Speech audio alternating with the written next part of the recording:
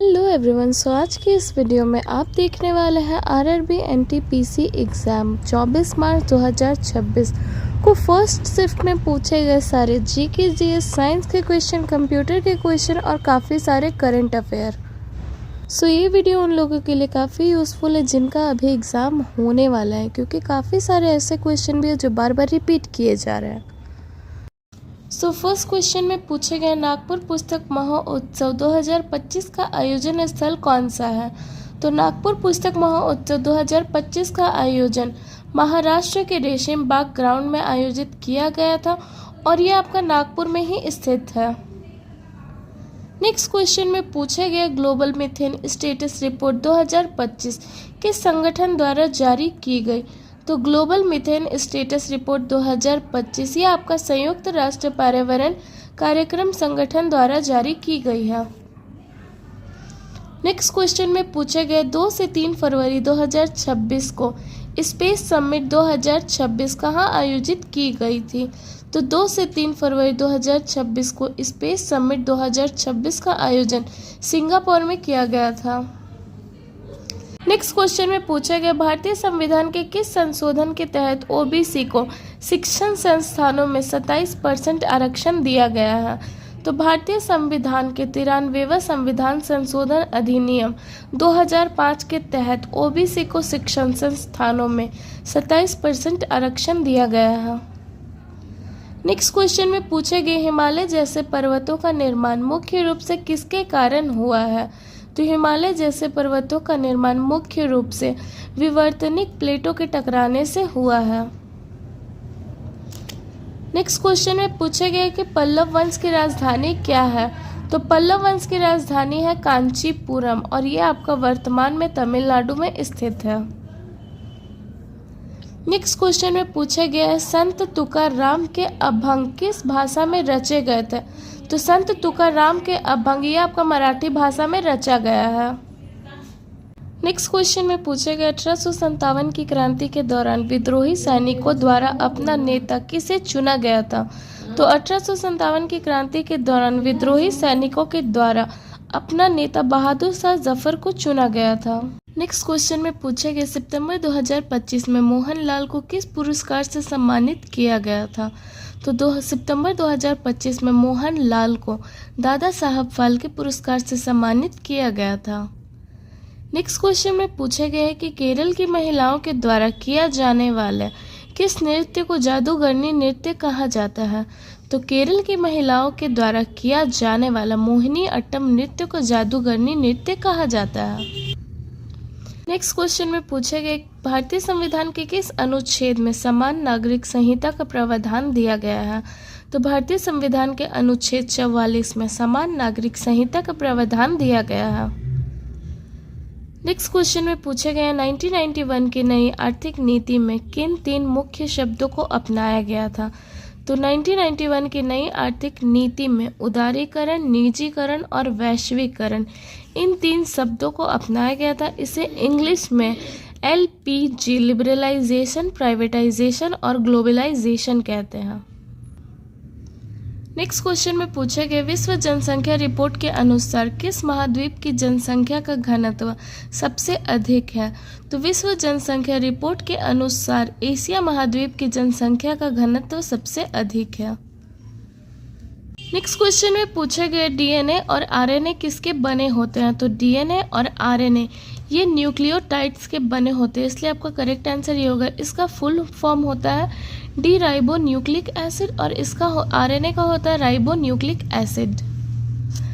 Next question में पूछा गया है कि कौन सी कंप्यूटर मेमोरी बिजली की आपूर्ति बंद होने पर अपना डाटा खो देती है।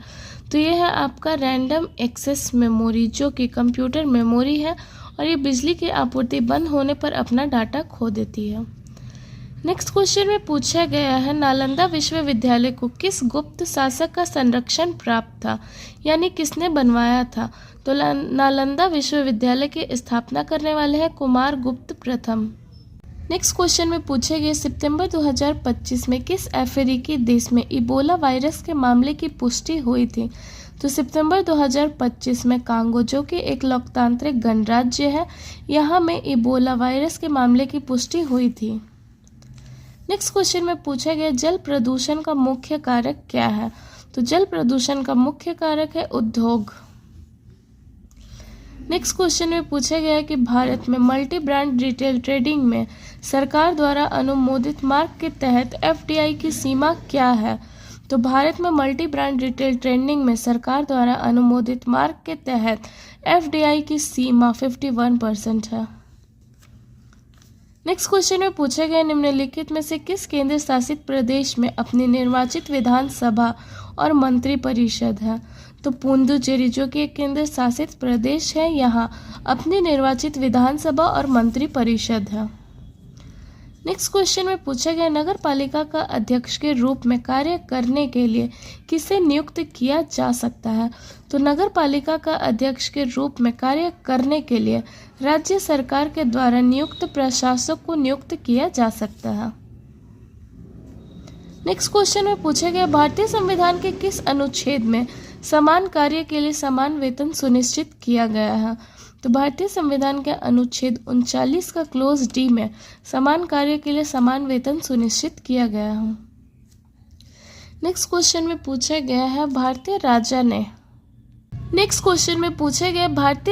1741 में डचों को किस युद्ध में हराया था। तो भारतीय राजा ने 1741 में डचों को कोलाचेल का युद्ध में हराया था। नेक्स्ट क्वेश्चन में पूछे गए निम्नलिखित में से कौन सी हड़प्पा सभ्यता की सबसे विशिष्ट विशेषता थी।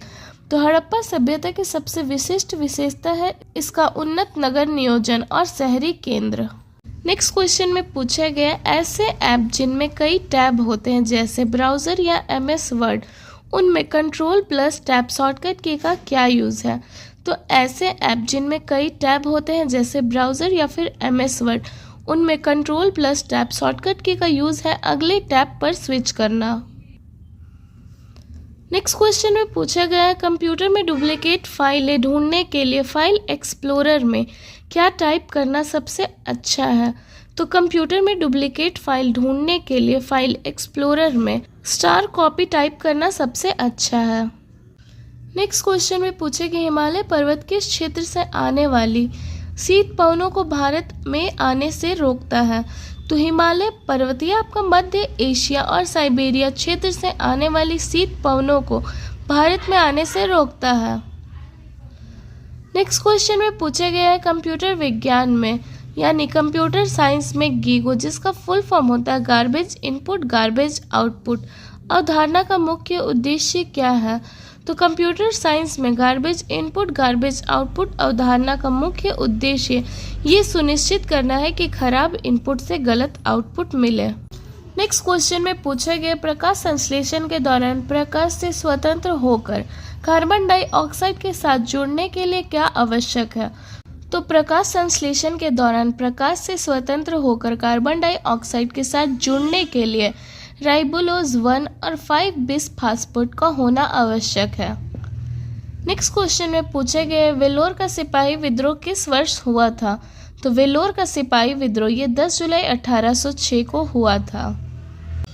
नेक्स्ट क्वेश्चन में पूछे गए कि केरल के किस अनुष्ठानिक भक्ति नृत्य को देवताओं का नृत्य कहा जाता है और ये मुख्य रूप से उत्तरी मालाबार क्षेत्र में किया जाता है।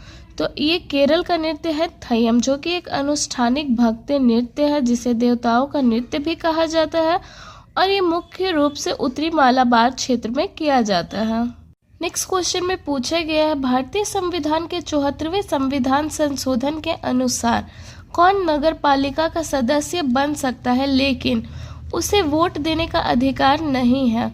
तो भारतीय संविधान के 74वें संविधान संशोधन के अनुसार नगर पालिका प्रशासन का विशेष ज्ञान रखने वाला व्यक्ति नगर पालिका का सदस्य तो बन सकता है लेकिन उसे वोट देने का अधिकार नहीं है। नेक्स्ट क्वेश्चन में पूछा गया उदय कोटक को किस क्षेत्र में उनके उत्कृष्ट योगदान के लिए वर्ष 2026 में पद्म भूषण से सम्मानित किया गया है। तो उदय कोटक के व्यापार और उद्योग क्षेत्र में उनके उत्कृष्ट योगदान के लिए वर्ष 2026 में उन्हें पद्म भूषण पुरस्कार से सम्मानित किया गया है। आज के 24 मार्च के फर्स्ट शिफ्ट में ये सारे क्वेश्चन पूछे गए थे।